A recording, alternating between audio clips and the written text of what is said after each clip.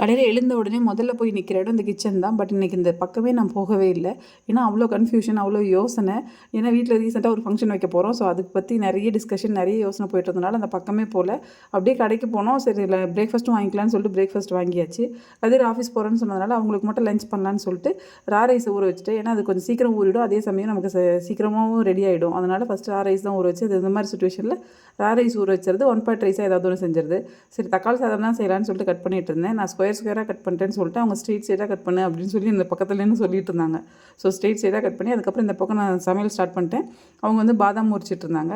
So எப்பவும் போல் spices எல்லாம் add பண்ணிவிட்டு ஆனியன், பச்சை மிளகா, கருவேப்பில், கொத்தமல்லி தழை, புதினா, தக்காளி எல்லாம் வதக்கி போட்டு உப்பு காரம் பார்த்துட்டு தண்ணி ஊற்றி வேக வச்சு வச்சோம்னா சிம்பிளாக சீக்கிரம் முடிஞ்சிடும். இந்த ஒன் பாட் ரைஸ்லாம் ரொம்ப இந்த மாதிரி சுச்சுவேஷனில் ரொம்பவே ஹெல்ப்ஃபுல்லாக இருக்கும்.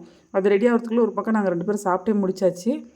அதை முடிச்சுட்டு போய் ஓப்பன் பண்ணி பார்த்தா சாப்பாடு சூப்பராகவே ரெடியாக இருந்தது. கொஞ்சம் கொலன்னு இருக்குன்னு எதிர்பார்த்தோம். பட் ரொம்பவே பளபளன்னு வந்துருச்சு.